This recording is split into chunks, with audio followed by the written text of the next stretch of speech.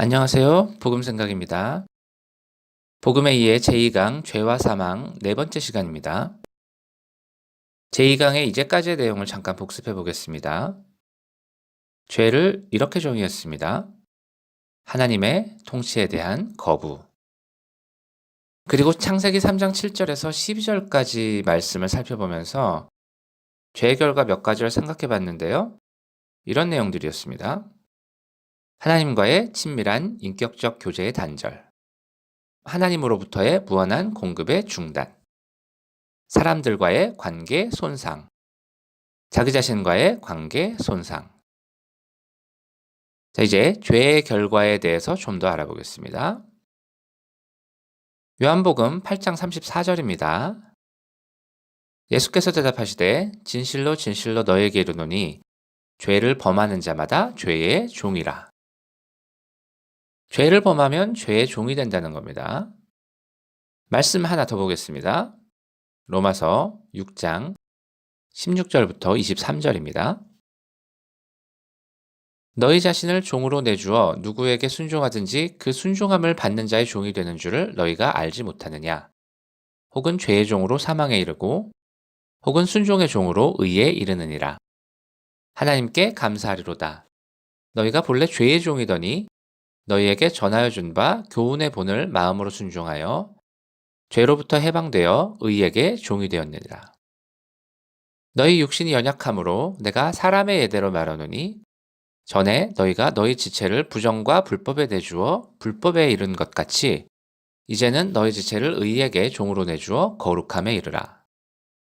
너희가 죄의 종이 되었을 때에는 의에 대하여 자유로웠느니라.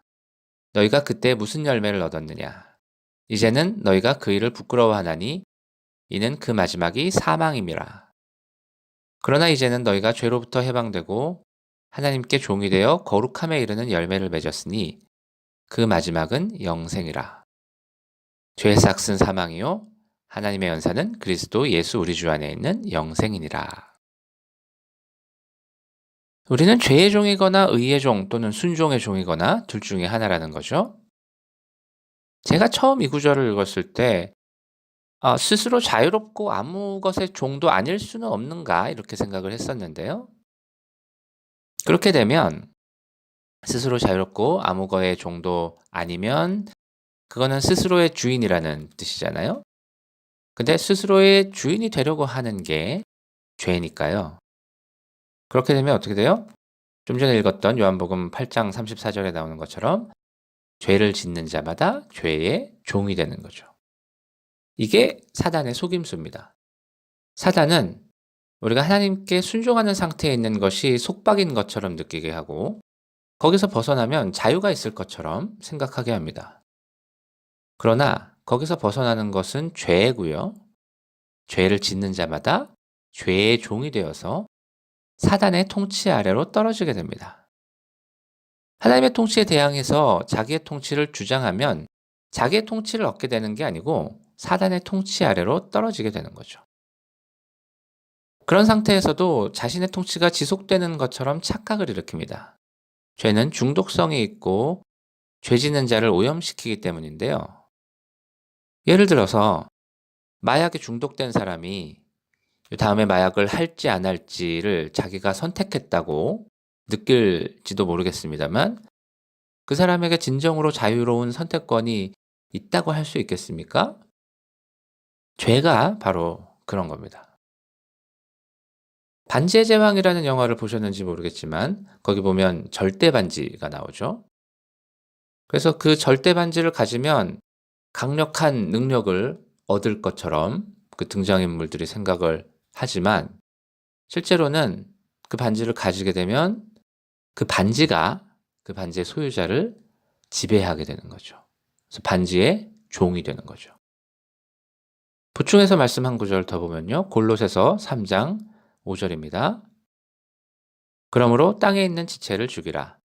곧 음란과 부정과 사욕과 악한 정욕과 탐심이니 탐심은 우상숭배니라. 여기서 마지막 부분 탐심은 우상숭배니라 이 부분만 생각해 보죠. 왜 탐심이 우상숭배가 되나요? 왜냐하면 탐심을 가질 때는 탐하는 대상이 있는 건데요. 처음에는 그 대상을 자기의 필요를 채우기 위해, 자기의 만족을 위해 원하기 시작했겠지만 결국에는 그 대상에 사로잡히고 그게 우상이 되고 그걸 숭배하게 된다는 거죠. 그래서 탐심이 우상 숭배라는 겁니다. 탐심은 사람을 그 탐하는 대상의 종이 되게 만든다는 거죠.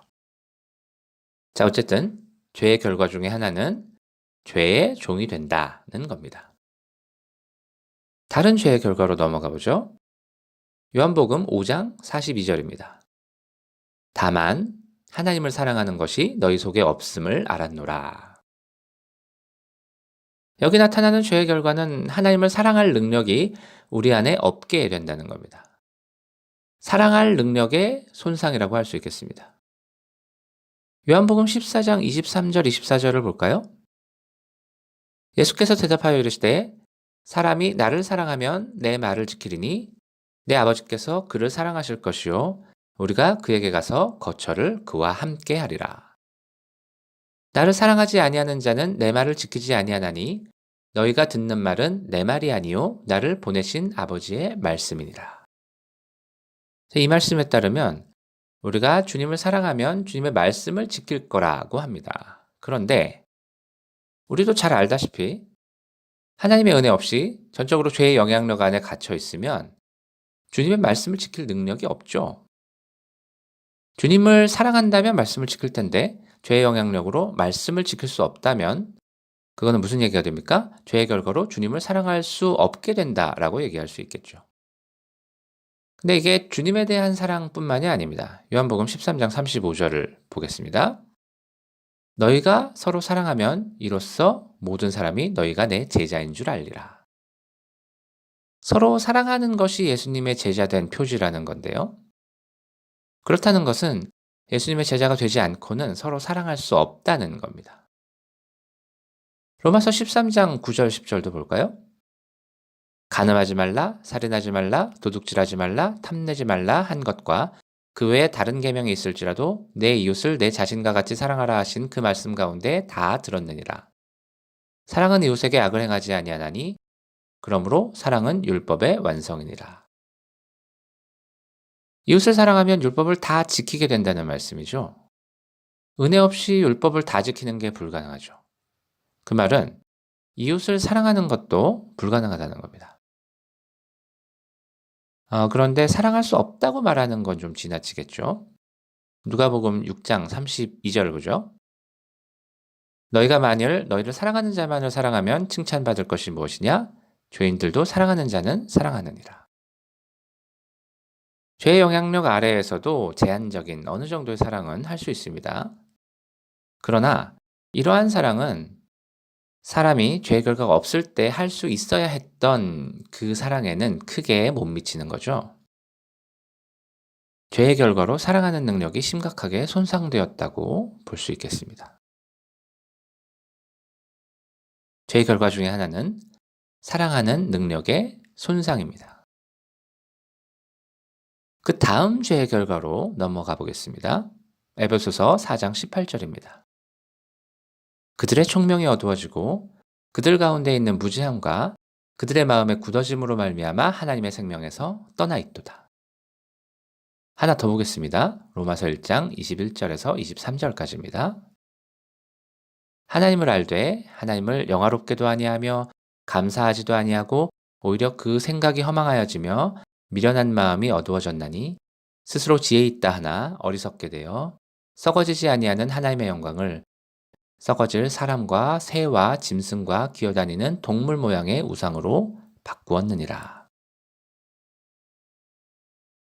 이 두 본문에 공통적으로 나타나는 죄의 결과는 뭘까요?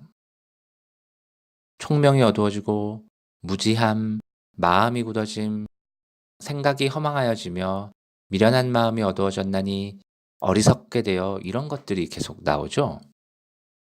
그러니까 죄의 결과로 판단력이 손상된다는 겁니다. 뭔가 잘못된 거에 깊이 빠진 사람과 얘기해 보신 적이 있으시다면 그런 사람은 그 문제에 관해서는 생각을 똑바로 하지 못하게 된다는 거를 경험으로 아시는 분들도 계실 겁니다. 죄는 의식과 이해를 왜곡시키고 올바른 것들을 거부하고 모순된 생각을 가지게 하고 진리가 선포되더라도 그것이 올바로 이해되는 것을 막습니다. 그리고 죄는 본질상 스스로 지혜롭게 여기고 자기 생각이 옳다고 주장하기 때문에 잘못된 생각을 고칠 기회도 스스로 거절하는 경향이 있습니다. 들으시는 분들 중에는 나는 안 그런 것 같은데, 판단력이 괜찮은 것 같은데 라고 생각하시는 분들도 분명히 있으실 텐데요. 이 우리가 다 죄인이라서 다 어느 정도는 망가져 있습니다. 이 아주 심하게 망가진 경우와 비교했을 때 괜찮아 보이는 거죠. 죄의 결과 중에 하나는 판단력의 손상입니다. 요번에 다룬 죄의 결과는 세 가지였습니다. 죄의 종이 된다, 사랑하는 능력의 손상, 판단력의 손상. 지난 영상에서의 네 가지를 더하면 지금까지의 죄의 결과 7가지를 살펴봤습니다. 오늘은 여기까지 하고요. 다음 영상은 죄의 결과에 대한 마무리가 되겠습니다.